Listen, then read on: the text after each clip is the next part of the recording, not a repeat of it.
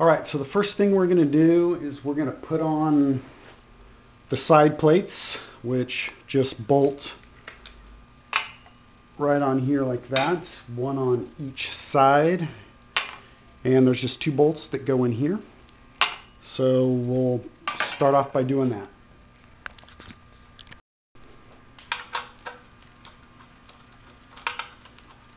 You'll probably want to use Loctite on these bolts because they do tend to come loose, so that would be a good idea to put Loctite on these guys. Alright, next thing we're going to do is we're going to bolt on the subframe, which goes right there. You got 2 bolts on each side that just bolts that guy on. Alright, so we got our subframe on, and the next thing we'll do is we'll put in the bottom bracket. Bottom bracket just goes in here like so.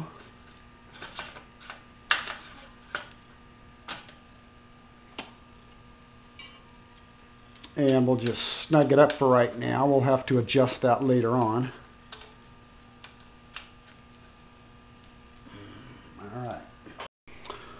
Alright, so the next thing we're going to do is we're going to put in the motor. And the motor just has 2 bolts that hold it in, here and here. And these are 8mm or 5/16 bolts, and they should have a long shoulder that goes all the way across from side to side. And what I do is I use longer bolts and then cut them down so that they're the exact right length. Alright, so we've got our engine bolted in with our 2 motor mounts there, and the next thing we're going to do is wire this guy up. Alright, so next we're going to wire up the motor. These are the wires coming out of the motor. And first off, you've got a yellow and white wire, and those 2 are only used if you're going to run accessories like lights, or if you have an electric start motor and you're going to charge your battery. So you don't need those unless you're going to do accessories. And then this wire here, which is a green with a red stripe, that is your neutral indicator wire, and most people don't hook that up. It's not needed. You only hook that up, I guess, if you want to know if you're in neutral or not, and it's coming from this little guy right here. That's your neutral indicator switch there. So the only 3 wires that you need to hook up to actually run the motor are these 3 wires here. One is your green, which is your ground, and the other 2 are your come from your magneto, and one is power for the Cdi box, and the other one is the trigger for the Cdi box. So those are the only 3 wires you actually have to hook up to run the motor. Alright, so here are electrical components. This is the coil. This is the Cdi plug or wiring harness. And this is the Cdi box. And this is the kill switch, which turns your engine on and off. And this is the voltage regulator, which you don't need this unless you're planning on running accessories or have like an electric start. You'd use this to charge the battery. Alright, so here I've got my electrical components all plugged into where they go. I've got my 2 wires coming from the coil. One's the green, which is the ground, and then there is a black with a yellow stripe, and that gets plugged into your Cdi box there. And then you got these 2 wires over here which plug into your kill switch, and then which leaves 3 wires left over. One is the green, and the other one is the blue with the white stripe and the black with the red stripe, and these 3 plug right into these 3 up here. And that's all there is to it. And those are the only 3 that you need to actually run the engine. Alright, so here's my electrical components all hooked up. There's an aluminum plate that mounts on the bottom of the frame here that you can mount all of your electrical components to. I mounted my coil and my voltage regulator on this side. And again, you don't have to use a voltage regulator unless you're going to run accessories, but I went ahead and mounted this. But I didn't hook it up, but I mounted it just in case I ever do want to run accessories later on.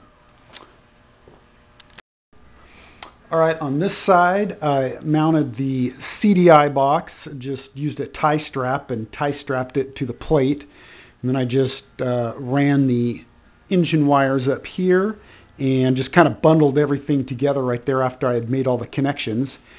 And this is my kill switch, which I'll run up to the handlebars. Okay, so the next thing we're going to do is put on the swing arm, and we're going to do that just by removing these caps and sticking the swing arm and putting the caps back on. So I've stuck the swing arm in there, and now we're just putting these caps back on.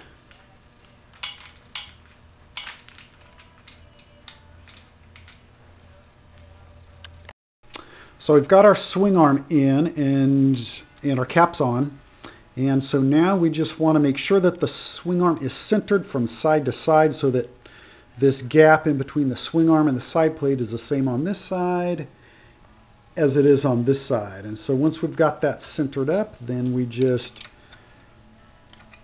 tighten up our swing arm caps like so.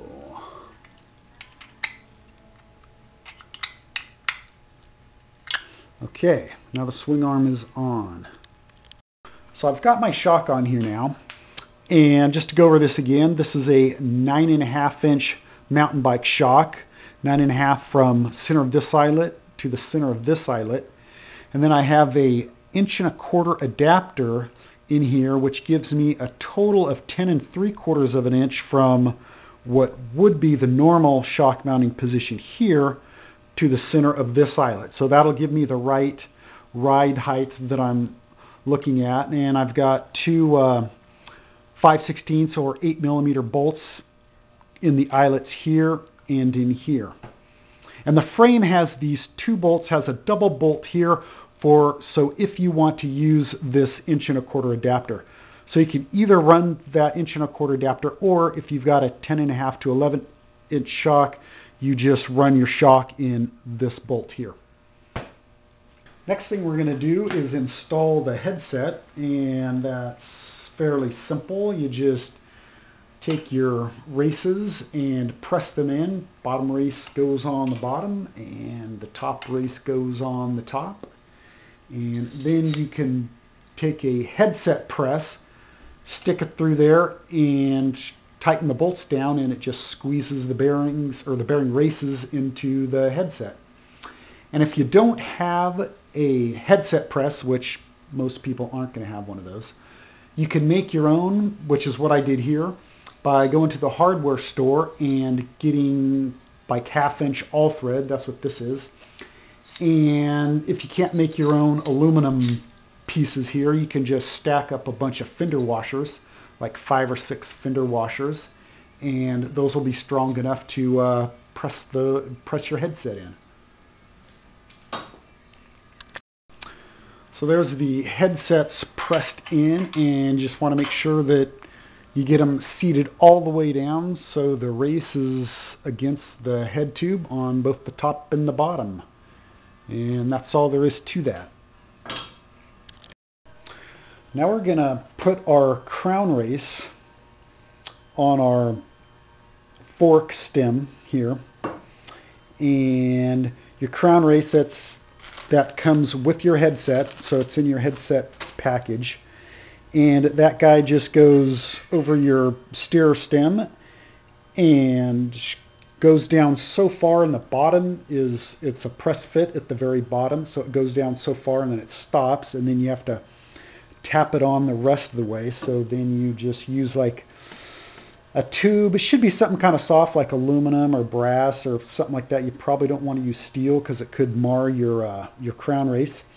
and it needs to be big enough to go over your steer tube. And you just put it down like that, and then you just tap on the top of the tube, and it should go down all the way down until it seats against your crown.